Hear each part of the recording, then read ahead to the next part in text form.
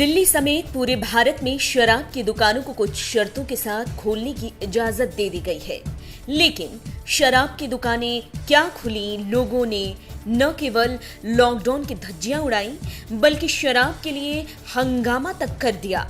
ऐसे में सरकार के एक ऐलान ने शराब पीने वालों को एक और झटका दे दिया।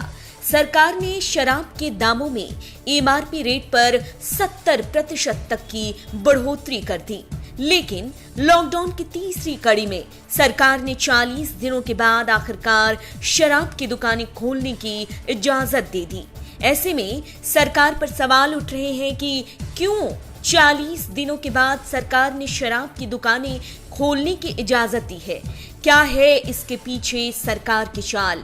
इसके अलावा क्या है शराब की दुकान खोलने का प्रोसेस? ये जानने से पहले अगर आपने चैनल सब्सक्राइब नहीं किया है तो चैनल सब्सक्राइब कर लें, बेल आइकन दबाना बिल्कुल न भूलें। वीडियो पसंद आए तो लाइक करें, कमेंट करें और शेयर करें। आगे बढ़ते हैं।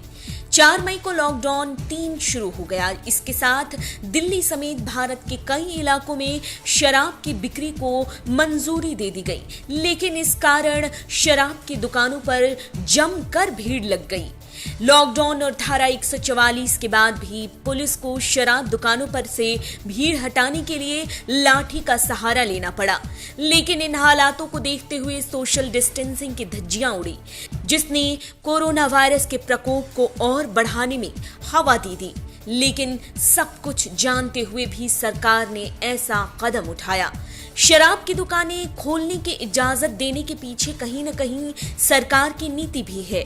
आपको बता दें कि 24 मार्च को लॉकडाउन लागू करने के बाद से ही ज्यादातर कंपनियां बंद हैं। ऐसे में काफी लोगों की नौकरियां चली गई, तो वहीं बहुत से लोगों की बेसिक जरूरतें भी पूरी नहीं हो पा रही हैं। लॉकडाउन में भारत समेत पूरी दुनिया की अर्थव्यवस्था की हालत खस्ता हो गई है। ऐसे में शराब का बिजनेस सरकार के लिए काफी फायदेमंद है। केवल सरकार को शराब के टैक्स से करोड़ों रुपए का फायदा होता है। लेकिन लॉकडाउन में शराब की दुकानों को बंद करने से सरकार को काफी नुकसान हुआ है। लेकिन इस नुकसान को देखते हुए सरकार ने लॉकडाउन में शराब की खरीद बिक्री की परमिशन दे दी। लेकिन शराब को बेचने की परमिशन देने के बाद लॉकडाउन के नियमों को ताक पर रखकर भारी मात्रा में लोग बाहर निकलने लगे।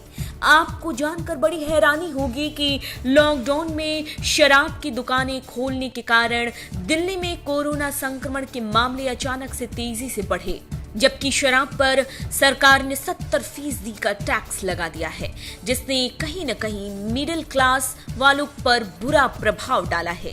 लेकिन फिर भी सरकार की चाल काम कर रही है।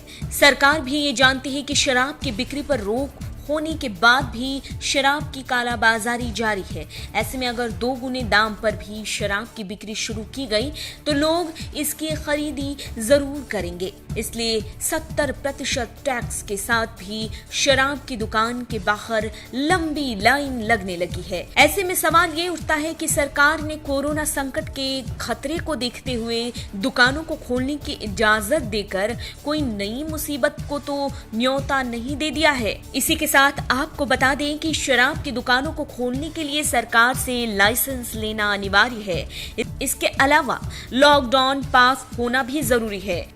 दिल्ली के 11 जिले रेड जोन में है, लेकिन फिर भी दिल्ली में घरों से बाहर निकलने वालों की संख्या बढ़ गई है। ऐसे में जरूरी है कि सरकार एक बार फिर से इस पर विचार करे।